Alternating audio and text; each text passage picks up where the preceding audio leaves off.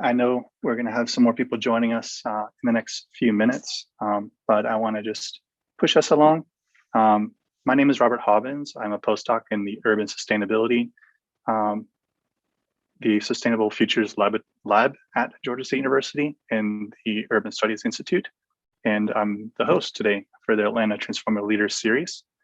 This series highlights the efforts of Atlanta-based individuals and organizations in advancing research, policy, solutions that bolster Atlanta's resilience to climatic events and build a better and more sustainable, equitable future for all Atlantans. We usually focus on work that different leaders are working on currently, but also things that we together as a community of practice can collaborate on. We generally invite calls to action for us to collaborate together on projects and attend events and those sort of things. And we hosted here at the Sustainable Future Lab. Today's theme is on equity and justice in particular for urban sustainability. And we have two well-known leaders in this space that I'm really excited that are able to join us. And I'll be introducing them just here in a bit. I want to do a little bit of Zoom keeping and talk about the agenda. So we currently have scheduled these meetings for 1 hour. We learned last time that 1 hour is too quick. We really would like to have a more rich discussion at the end.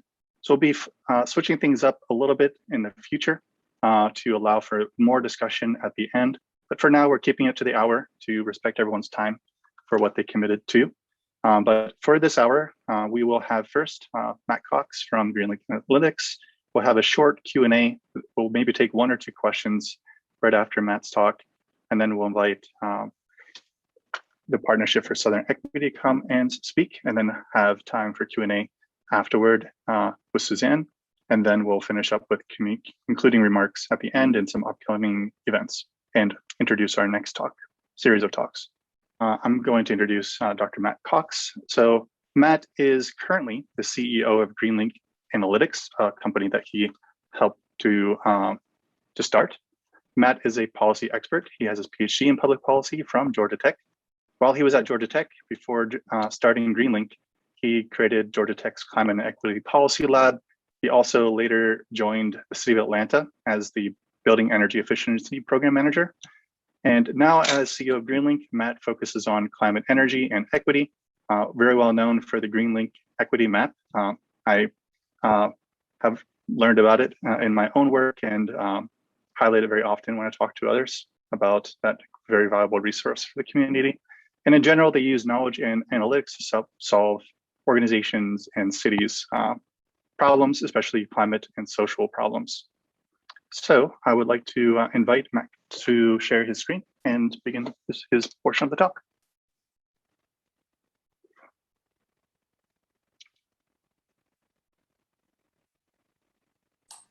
Great, thank you. All right, let me know that you all can see the slides. We good?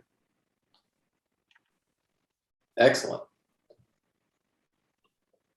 Okay, so I wanted to start with a little bit of background on Greenlink itself. So Greenlink is a 501c3. We're based in Atlanta. We do clean energy and equity research, primarily focused at the city and the state level. Also working with utilities across the country, or working on utilities, as the case may be, to try to promote a clean energy transition in a way that's as fast and fair as possible. So we do a lot of work that's with community-based organizations, with city government, state government, in the regulatory sphere, kind of all up and down in that ecosystem to try to help push things forward.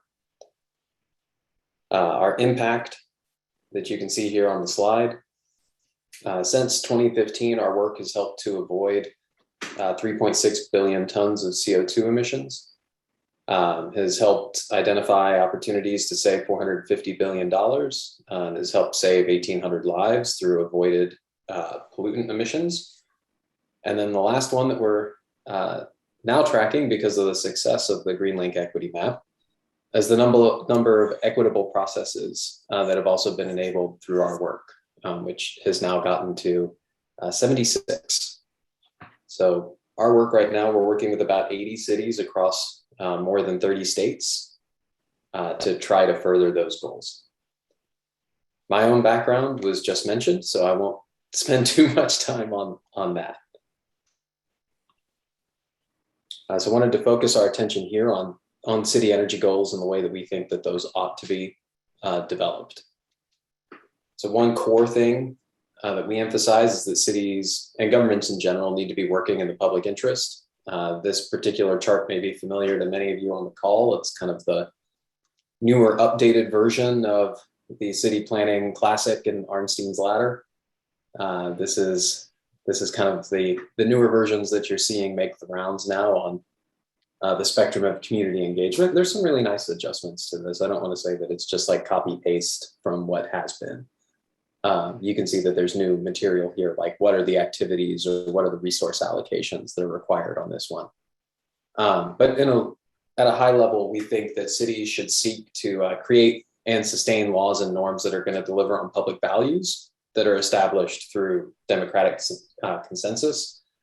Policies that succeed on those counts are working in the public interest. If they're failing to account for money, process, and information as a part of policy development, our take is that that's going to make it so that if you do something that's in the public interest, it's only because you were lucky. So the public will almost always have a diverse set of values. Those are the engine of public discourse, and it's a sign of a successful public process. So we want to get to the point where we're having that discussion of values and goals about what to do, with values focusing our interest and highlighting the values that support specific goals.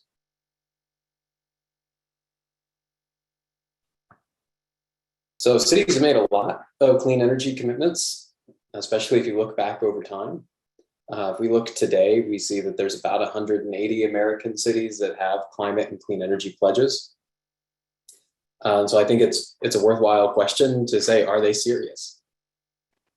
Historically, there's one big example of this that came out in 2005, that was the Mayor's Climate Protection Agreement, which started in Seattle and was an effort to try to get cities to say that they would achieve the goals of the Kyoto Protocol, because it looked like the US government was not going to sign on to that as a treaty. And by and large, so there ended up being several thousand signatories to it, local governments that did join that agreement, but they mostly missed the target. And it ended up making this look like it was really just done for PR purposes, that you had mayors that were signing up for this agreement because it would make them look good. And so that was, kind of an older failure in that regard. If we take a look more about today, we can see that things have progressed. So one effort that we are very deep in is the American Cities Climate Challenge, where Greenlink serves as the technical lead for the 25 cities that have pledged to achieve the goals of the Paris Climate Accords. And from what we can see right now, there's been more than 50 new policies and programs adopted by those cities in the past couple of years. And they're on track right now to achieve a 32% reduction, which is beyond the 26 to 28% reduction that's required by Paris.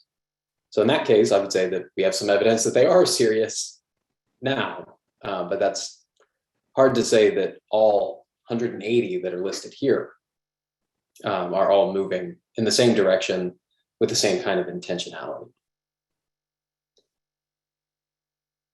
So one thing that we try to do is to benchmark current conditions and opportunities.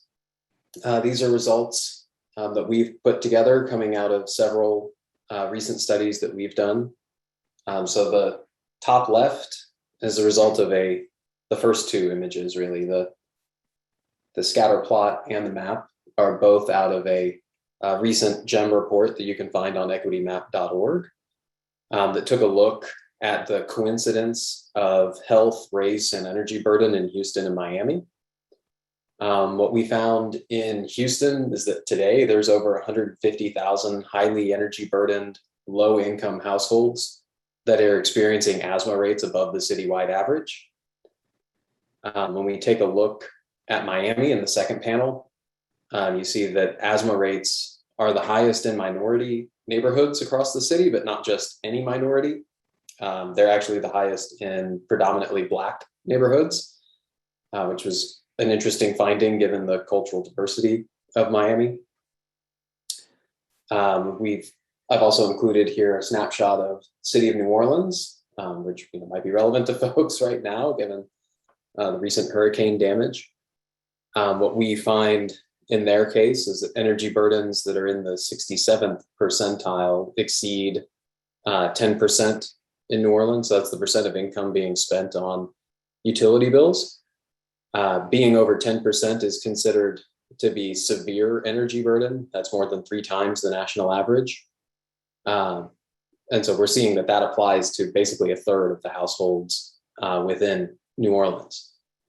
Now, if we try to disaggregate that a bit more, we're looking that 34% of the predominantly Black areas in New Orleans experience a severe energy burden on average, while only 1.5% of the predominantly white areas do. So if we try to say that another way, if you're in a predominantly Black part of New Orleans, the odds that it's heavily energy burdened are 22.5 times greater than if it was a predominantly white area. The other information that's here was information that we provided to New Orleans about their rooftop solar potential, which is the bottom left chart. You can see there's an awful lot of it, and their energy efficiency potential. So everything that's in that curve in the bottom right is cost-effective energy efficiency work that could be done that would reduce the energy consumption in the average New Orleans home by almost a third.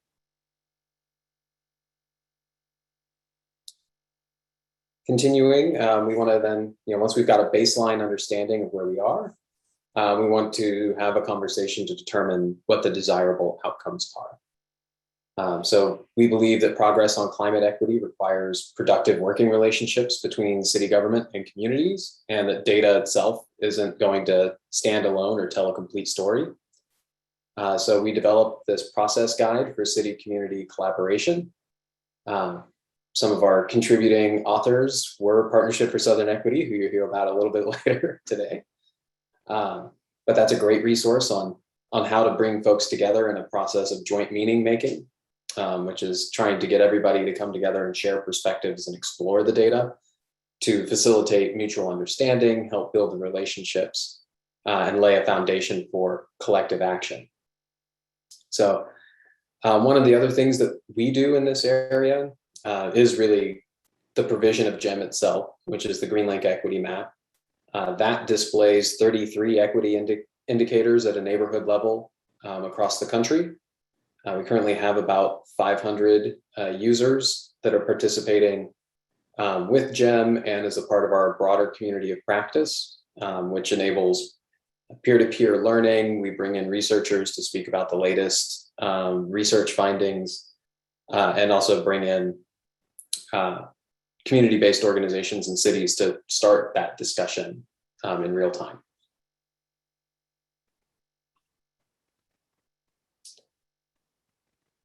Moving past that, we want to evaluate our direction to where are we headed. And this can be useful information to share back too. So on the top left, you have the result of our Athenia modeling, which is a deep learning neural network model that takes a look at how the energy system is working on an hourly basis. And once it's tuned up well enough, we use it to make forecasts of how it will behave, typically out 30 years, and then to assess what the impacts of changing that would be. It's kind of like creating a digital twin that we can then run scenario analysis against. We use this a lot with cities, states, and utilities to help them understand where they are and where they're headed and what the impacts are. So you get things like public health implications from this, rate and bill impacts. And so that feeds into what you see on the top right. So the result of our ACEs model, when we were helping Cleveland with their 100% clean energy plan earlier this year, we developed this, the ACEs model for them. It helps the community understand what the impacts are of taking certain steps in certain directions.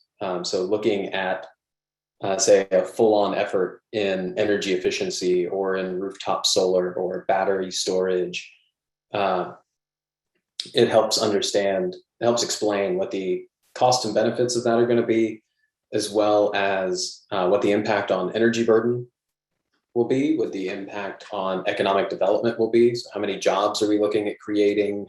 What's the change in income based on choosing to take this path versus another path? What's the impact on public health? What's the impact on energy bills? All gets reported out as a part of this tool. And then down below, this is the result of a study that we just released 2 days ago that's taking a look at the energy burden progress that was made over the course of the past 6 years. So we're looking at how income and energy burden changed in the 50 largest cities in the US, and then segmenting that a little bit more to take a look at the differences between how energy burden and how energy bills moved for low-income populations in those cities and for the wealthy in those cities. What you see, every one of these orange bars here is a city where the direction or the impact for the low-income community was significantly different than for the wealthy. And so we saw that was actually the case in 28 of the 50. So we saw that in general, every city saw a reduction in their energy burden, but the benefits of that reduction in energy burden were still being largely experienced by those at the top end of the income distribution. Next thing we try to work with them on is to choose policy options once they understand kind of which direction they'd like to go. And so we've built out this clean energy policy toolkit. It's meant to be an exhaustive look. We did this first for the city of Orlando with the support of the National Renewable Energy Lab. Since used it with a number of senators and to try to help legislators understand how cities can move the ball forward here. These are the results from Richmond, Virginia, who we worked with on their decarbonization plan to understand which policy items they were going to prioritize and why. So this produces an index score. And then underneath that, you see the effect of selecting the various policies at the certain times that they were trying to bring them in. This is the outcome that was ultimately selected as the most desirable within Richmond. So we were seeing a 22% reduction in energy burden through 2050 in the growth in energy burden. Energy burden is expected to get worse locally on their baseline forecast. The effort that they would choose to pursue was going to create almost 11,000 new jobs through 2050, and that's net. So that's accounting for jobs that are lost in kind of more traditional utility areas. We would see median annual household income increase by about $226 each year through 2050. That the job gains were strongest in construction and environmental management. We were seeing about a $230 million benefit in public health. And CO2 emissions reduced by 6 million metric tons. And then lastly, $3.6 billion net benefit to Richmond, which came with a benefit cost ratio of 2.2 to 1. So for every dollar they put in, they were going to see $2.2 back. Okay, so one thing that we want to do and is getting an increasing level of attention is accountability in this space. We participated with Sierra Club and a group of other actors, including the city of Atlanta, in developing the shared accountability framework. So you can find this. This is also available for free online. But it helps to explain how to go through a process of making sure that communications back to the community are an ongoing thing, that it's not an extractive process from community to just get their input on one thing and then the government goes away and they never hear anything again. To that end, we're in the process of developing 2 new tools to facilitate this. So one as an add-on that we're making for the Greenlink equity map, which is the ability to create an equity index. We're developing a guide that will walk people through how to do a community-led equity index, because we have several examples in the field right now, but that were still essentially determined by city staff, getting around a table and deciding which indicators should count and how much, which is not really a vision that we're supporting.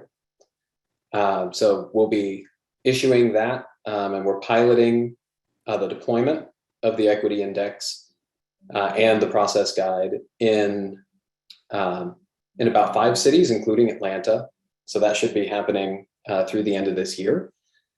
The other thing that we're working on is an accountability dashboard that will be public facing to show how the cities are making progress on their different climate and energy policy measures, as a way to, again, help communicate back, let people know what kind of progress is being made.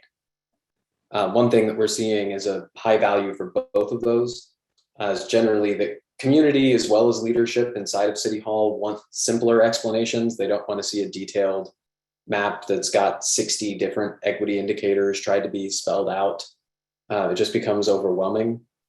But we can use things like the index or like the accountability dashboard to show where we are and what kind of progress we're making and why, in a way that still makes sense, but can be boiled down to a digestible level. And then with my remaining time, just wanted to point out a couple of Atlanta applications that we've been involved with recently. So we were the lead technical and kind of first writers on the Clean Energy Atlanta plan, which is Atlanta's 100% clean energy plan. We've been deeply involved with the City Energy Project and the American Cities Climate Challenge in Atlanta, helping to develop new policies, understand what the opportunities were, pursuing different approaches and different policy designs. The picture in the middle is from Solar Atlanta, which is a project from the city of Atlanta to put more rooftop solar across their facilities. And if you were paying attention to the press releases this week, you would see that Department of Watershed Management announced that they will be adding solar to 6 of their facilities as a part of this program. I got to represent the city of Atlanta in front of the Public Service Commission in the last rate case.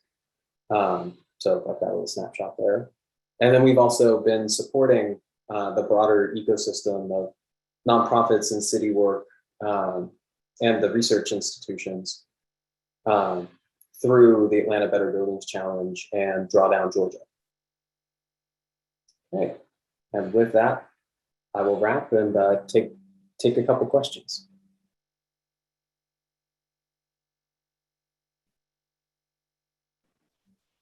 So yeah, if anyone has any question, if you can put a reaction, raise your hand with your action, and we'll get you a call on. I do have a question that we asked our last speakers as well. Like, what would be one of your a project that you think that people, for example, on this call could potentially get in touch with you and collaborate on? Like, for example, the community-led equity index, is that something that Greenlink is piloting themselves, or is that a way that some of us could collaborate with you on? Yeah. Well, for one thing, we're looking for a GEM intern right now. So if you or somebody looks like they'll be a good fit that wants to get deep into the GEM project itself, apply. That'd be one quick way to do it. The other, the Atlanta Equity Index itself, we're working with the City of Atlanta and a couple of other partners from the American Cities Climate Challenge in developing that. So there is a strategy that's being pulled together by the city right now to do community engagement and outreach, which will probably be a good spot for people to engage. I think both as participants, but also to help this reach the right people. Thanks, Matt. We can go to Jonathan. Yeah, hey, Matt, this is really interesting. Thanks for your time today. You talked a lot about kind of the ongoing measurement and metrics, going forward, right? So you do a lot of the study. How have you seen that effectively been used? Because so much of this is how do you actually demonstrate progress and continue to measure that going forward? Yeah, I think it's different at different levels. The most immediate impactful thing that we see generally comes out of GEM and its use in cities. I'm hard pressed to think of a city that did not change their approach to process equity after they received that map. I mean, we've had several cities that were in the middle of a planning process that changed it like in a week after getting access to GEM, just because they saw stuff that they hadn't seen before. They saw relationships that they weren't aware of, that really moved them pretty quickly. We've also seen some of the energy work lead towards new programs being stood up and developed. I'm aware of 5 existing low-income energy efficiency programs across the country that are in place today because of work that we did to help identify like where are the most energy burdened communities, how do their homes use energy, what are the opportunities to improve that energy use, and how can we bring energy burden down there.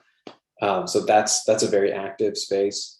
If we go up to the state level, to kind of switch focus for a minute on that, our studies have helped whole states adopt 100% clean energy targets and make those binding in legislation. So like the Virginia Clean Economy Act that was passed in 2019 and into 2020 was supported and analyzed, vetted by our analysis.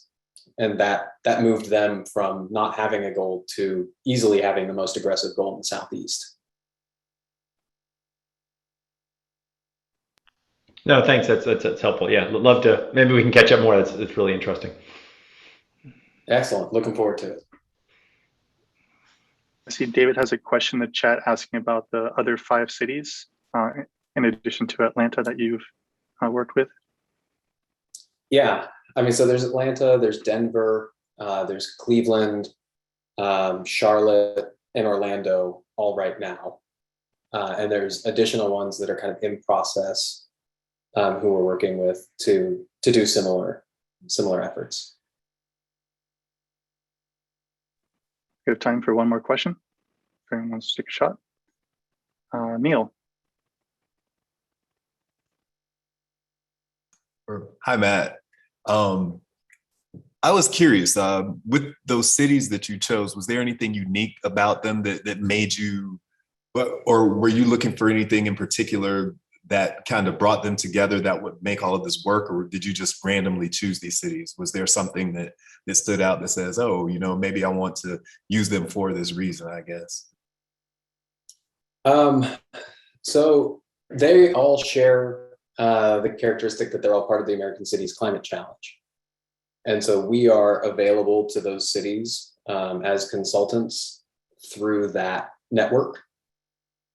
And so they've all been in a spot where they thought that our skills, along with those of other participants, other resources that are available to those participating cities, would help them move forward. So in like Denver's case, they thought there was a ballot initiative that looked likely to pass that was going to create a carbon tax that they were very worried would be regressive because it was going to be assigned as it was a sales tax design. But the city wasn't in a position to change the language on the ballot measure itself. So they worked with us as well as 2 other partners to figure out how they could adjust the implementation so that the money that was collected from that could go towards direct bill assistance as well as energy efficiency retrofits. And from that, we were able to actually take what looked like it could be a loser of a program from an equity standpoint and turn it into something that within 7 years looks like you'll be able to capture all of the cost-effective energy efficiency potential across the city and bring the energy burdens down to below the national average just through that. I mean, so like we're really, they're only in like the first year of implementation. So I think there's a little bit of a time will tell aspect there. but I'm very excited about the progress they've made and optimistic that they're on the right path. Thank you. Nice work too. Thanks. Yeah, thank you so much, Neil, for your question, and Matt, for your presentation. Next, I'd like to introduce our speaker for the Partnership for Southern Equity. Suzanne Burns just joined the Partnership of Southern Equity in May as the Just Growth Director.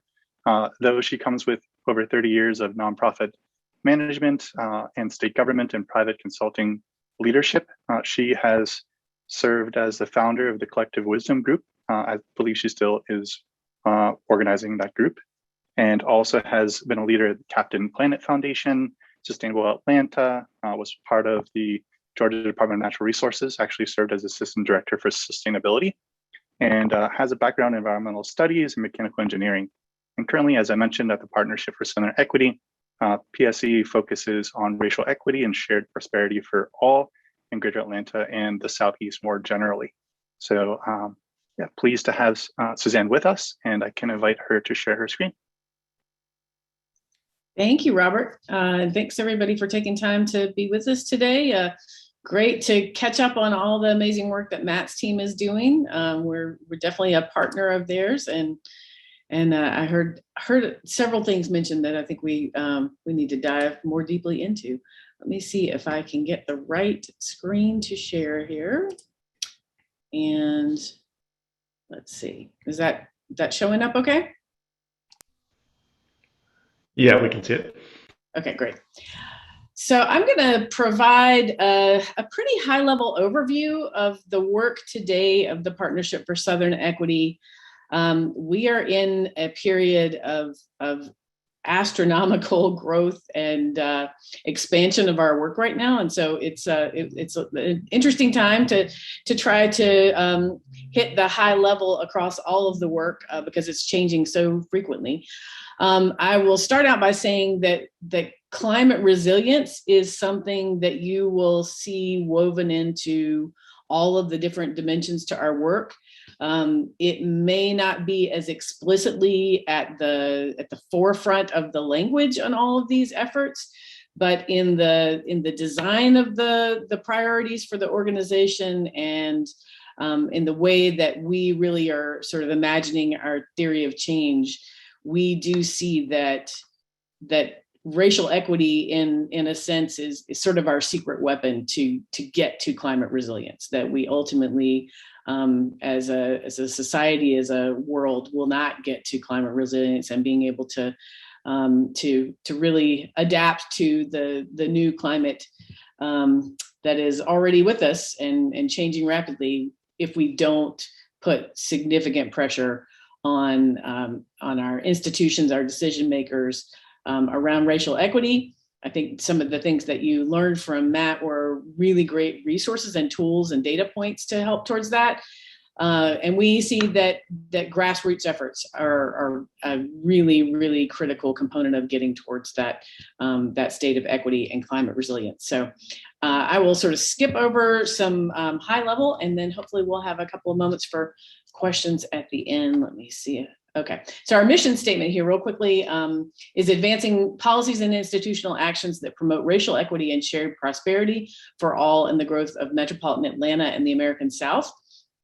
Metro Atlanta is certainly our home. We have a significant portion of our work based here in this geography, but we also are working with partners, with community-based organizations, local governments around the Southeast and in probably a dozen different locations, and that work is growing. The areas that we focus our work are around energy justice, just growth, which really looks at equitable development practices and the way that land is used, just opportunity, which focuses on economic inclusion, and just health, which again really looks at the social determinants of health and how racism is now being recognized as a social determinant of health, and ways that community and the healthcare system can be engaged in changing policies and practices to provide more equity in our access to healthcare and our healthcare outcomes. I need to make sure to add, we have a couple of really exciting new areas of development within the organization in the last year and a half. Just Solutions is our new consulting arm of the organization. So we're doing fee-for-service projects with larger nonprofit organizations, with foundations, with local governments on a variety of different levels, including trainings and some equity analysis. And Yes for Equity is another exciting area of growth for the organization, which is our youth development, youth leadership arm of the work. And so this effort allows us to really infuse youth voices into all of the different portfolios of our work, and to hopefully use those youth organizers and youth leaders as a way to continue to expand youth leadership in those particular issue topics. So I feel like it would probably be remiss of me not to give a real basic overview of how we see equity, given the focus of the conversation today. Hopefully all of you have seen some version of one of these diagrams that sort of help to put a visual to an otherwise somewhat abstract concept. And so I won't really dive too deeply into these, except to say that, you know, we understand that the reality today is rife with disparity, that policies and practices of the past and continuing in many cases today have resulted in those disparities, and that equality is not serving the needs that have resulted from the decades, the centuries of oppression and structural racism that has been in place. So equality may give everybody the same thing. That's not going to meet individual needs or community needs where those disparities have been a part of the past. And we see that equity is really where you start to see conditions where there is fair and just inclusion, and all have access to the things that they need to provide high quality of life for them. And again, justice at the very last piece of this is what we reference as a condition where the cause of that inequity has started to be unraveled or dismantled. So I'll touch real quickly on a couple of thoughts around history as it affects our work. But know that, you know, there probably many of you have been through deep classes understanding history of structural racism. If you haven't, I am positive that Georgia State University has lots of resources on this. So would encourage you to dive deeper in this, because there is a deep history, as many of you are well aware. I can't talk about structural racism in Metro Atlanta without referencing the redlining, sort of, if you had to look at a couple of really significant policy sort of initiatives and decisions that were that created ripples for many generations. The land use policies and practices that were put in place in the 1930s and beyond, and became part of law, became part of policy for financial institutions, for insurance companies, for local government planning and zoning. All of this creates a foundation where certain communities were highlighted for opportunity and certain communities were locked out. And we know that those communities were the Black and Brown communities historically in our regions.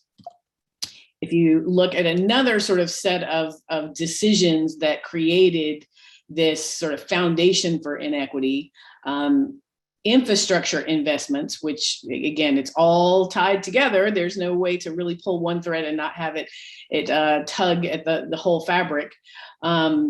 Decisions like the Lochner Plan in 1946. This was official policy in the state of Georgia that was very explicit and part of the purpose for the construction of our highway system and ultimately into adoption of the interstates, and the location of the interstates was very much as a tool for creating a barrier between the Black community and the white community, and those substandard conditions and the conditions that were being invested in and where wealth was accumulating. So this is, again, very explicit part of our past. And we know that if you look at all of the issues that we work on today, again, across equitable land use and development, across our access to economic inclusion and opportunity, jobs, across healthcare issues, and social determinants of health. All of these conditions have created many, many layers of barrier and disparity that you can trace back to some really critical policies. Our energy systems, there's, again, a whole history of some of the decisions that were made early in the creation of our infrastructure, which kept certain communities from accessing opportunity and created opportunity for others. So the way that PSE approaches our work in this sort of broad, audacious mandate of transforming systems and people is leading with race. We know that we cannot dismantle these systems if we're not even willing to name them and talk about them. We know that relationships are absolutely essential to systems change, and we see ourselves as a catalyst and an accelerator for relationships, particularly across different constituencies, communities, sectors. We know that folks have to be willing to get outside of their comfort zone, have difficult conversations with folks coming from different places in order to come to solutions that are truly equitable. We are working to build an equity ecosystem. So what that means is really connecting the dots among all of the different organizations, individual leaders who are working around the Southeast to advance equity in different dimensions, different geographies, different issue areas. But we know that we're stronger as a woven web of players than we are as individuals. We always ground our work in communities of color and low wealth. Again, we know that these are the communities who bear the greatest burdens from our past policies and practices, and they need to be the focal point for the redesign of systems that will create benefit for them explicitly and ultimately ripple that benefit to all of us. And we know that data and research is a really critical core to moving the work forward. And so again, would love to continue to further our partnership with Greenlink and encourage you all to check out some of the incredible resources they have. So I'll talk about a little bit of the way that we approach this this mission through some broad activities that cut across all of our portfolio areas.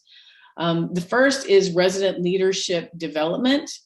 We really believe that change cannot come in a truly transformative way if resident leaders are not educated and provided the capacity to lead.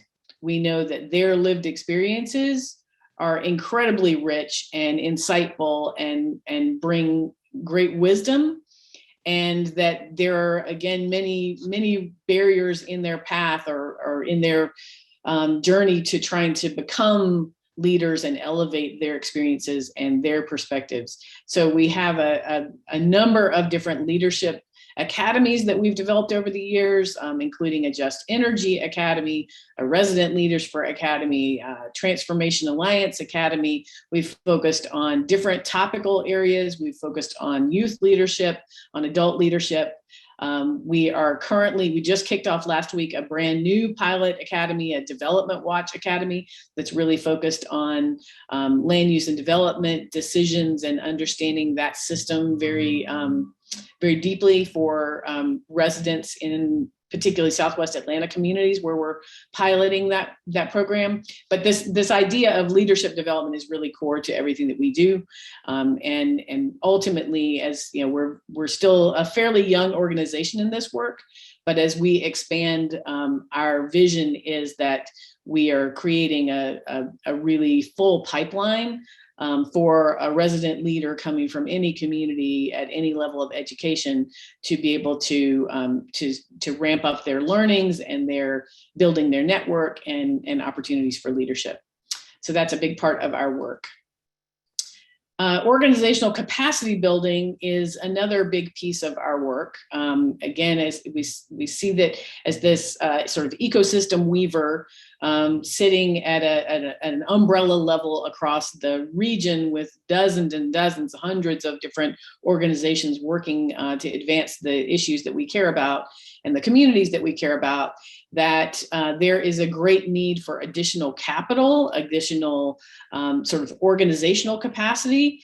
And we have been incredibly fortunate and successful in the last, I would say 3 to 5 years, particularly in attracting larger philanthropy to the region.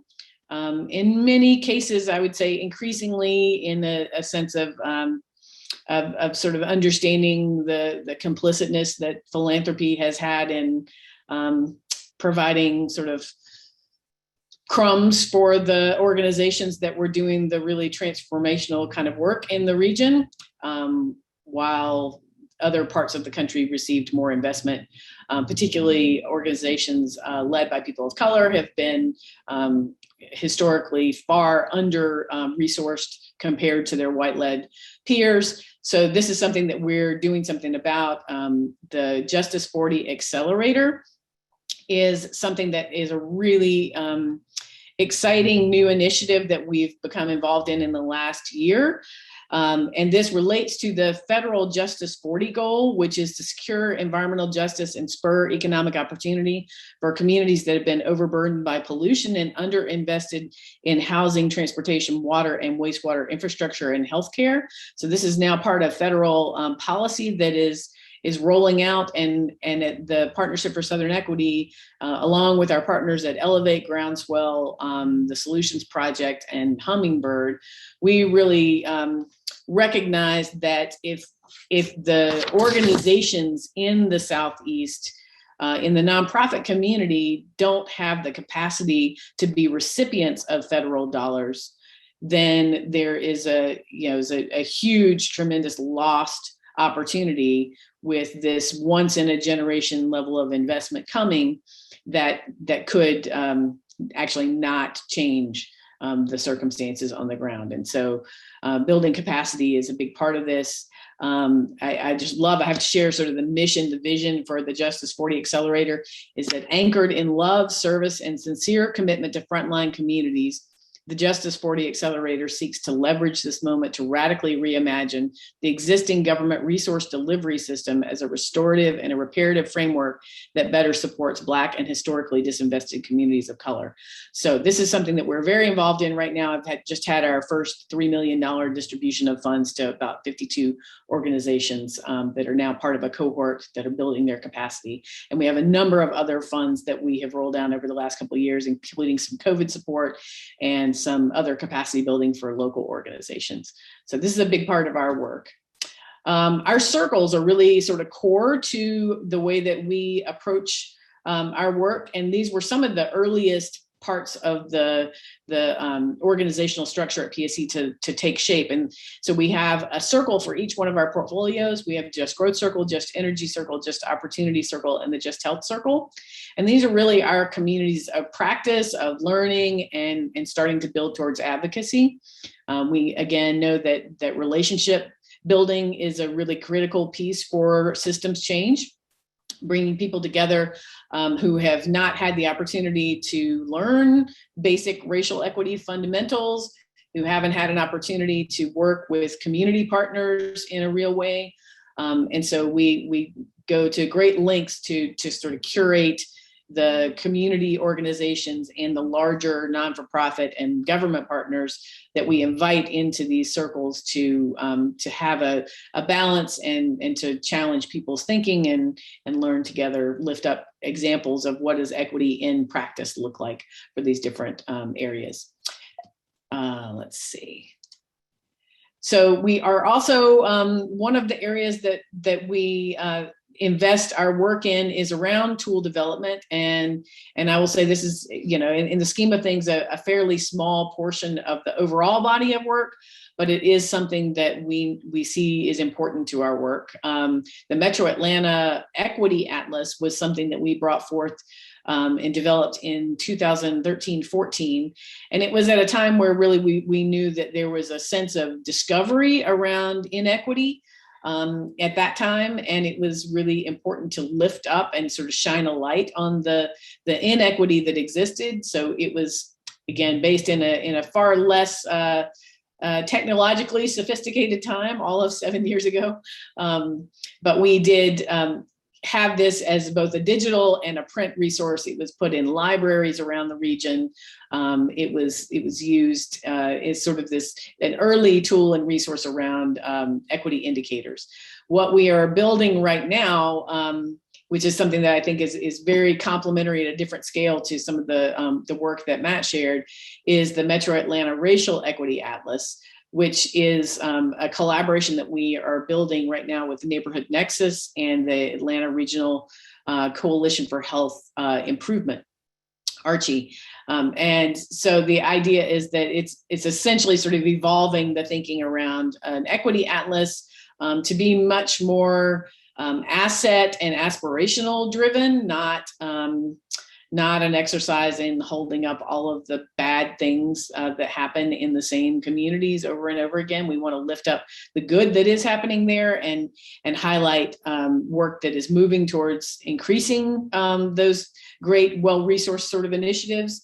It's going to be very story-centric. And so we want it to, again, be a place where people can share their own narrative about what's happening in their community. And then to be able to connect that to a clear connection with data, and on the accountability side, to be able to create a place where folks who, from the community perspective, want to hold different decision makers accountable for decisions that they have promoted or initiatives they're working on in the nonprofit space and philanthropy or within the public sector, that there's a place that those organizations can share what they're doing and for folks to be able to hold them accountable to making progress on the things that they commit they're working towards. From the Just Growth perspective, I will share just a couple of thoughts about some of the specific program work that we're involved in. We really see that Just Growth is about changing the way that community has a voice in development decisions. We know that there is a lot of really promising work happening in this space in the region right now. And yet we still have a circumstance today where most community residents have very little ability to influence a decision about a development coming into their community that's going to have tremendous impact on them. And we know that that investments, whether they are public investments in a trail or a new road or a new park, or whether they're private investments in a development, a commercial development, or some other sort of amenity, do have a predictable pressure on displacement of the existing legacy community. So we can no longer say that this is an unintended consequence of development. It is known, it will happen if we don't measure against that and put policies and practices in place to try to mitigate that damage. And so we really have set a value system around equitable development for our Just Growth Circle that puts forth a new paradigm in which community voice is relevant, is sought, is authentically engaged from the earliest stages of a development through the implementation and final construction and operation of a development. And so it's a very aspirational vision, but we are moving towards that with a couple of different critical projects right now. Development Watch is Suzanne, one. I just Yes. wanted to mention we have a few minutes Okay. left for questions, but if you want to take a few questions, you can definitely wrap up in a bit and take questions, or just continue as you see fit. I am just about at the end. Okay. So let me, I'll just mention these last couple of projects. I won't go into any detail, and then I'm happy to shift to some questions. Development Watch is something that we are building right now. And the idea is around training and activating residents and arming them with information as sort of an early warning system about development decisions that are being made early in a process before they're at an actual rezoning or sort of in-state decision that they might have influence over. So we know that by that time, the project's pretty well baked, and the opportunity to have benefit for the community is lessened. So so this is something that we're in the early stages of developing right now. As I mentioned, we have an academy that's part of this that has just started. If anyone is interested in learning more about this, I do think this is an area where we would love to plug any of the participants on this call in helping to sort of be a part of this movement of residents who are stepping forward to be alerted about development activities and to share that with their neighbors. And last, this is something that our Just Opportunity portfolio is working on that is very much collaborative with Just Growth, which is the DEED project, which is really looking at economic development incentives.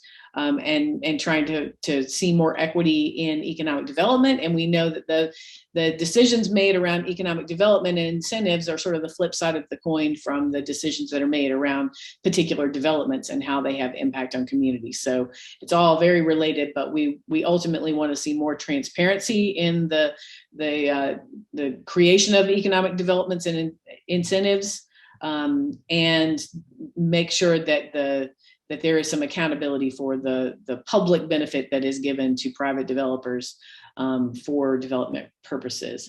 So I am available, would love to respond to any questions or to have folks email me after the fact. And you can find more information about all of PSE's work on the website listed here. So sorry, we have just a couple of minutes, but if there's a question or two, I'm happy to take it. Any takers?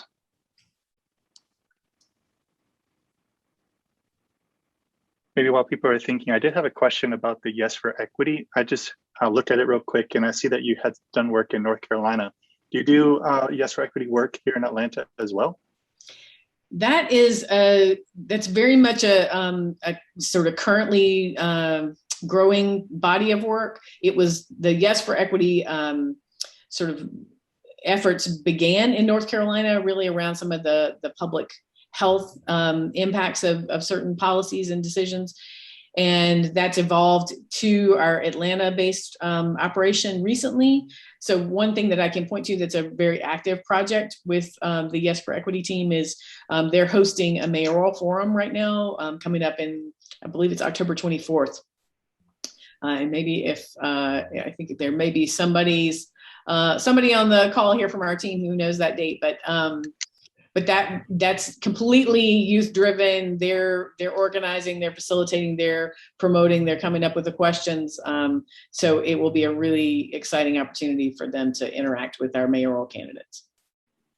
And by youth, are you talking students like under like high school age, or is youth also like undergrad students? Mm-hmm. Yeah, I think it generally, we talk about youth organizing work from, age like 13, 14 through 23, 24. So it's a pretty wide band. But we definitely encourage, if you're interested in Yes for Equity in particular, please just reach out and let me know, and we'll make sure to connect you with that team.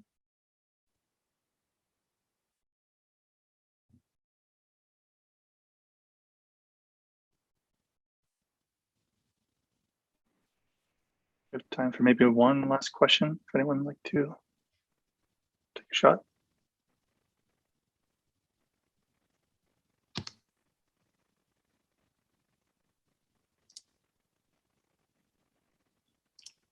If not, then I recommend you to take Suzanne up on her offer and getting in touch with her after the meeting. And I can share my screen real quick so you can see the announcement of our next talk. Give me just 1 second. Let's see. I think I can boot you up. There you go. So coming up next, we have Drawdown Georgia, which is funded and supported through the Ray C. Anderson Foundation, and Blair Beasley, who some of you might already know, will be speaking on behalf of those two organizations.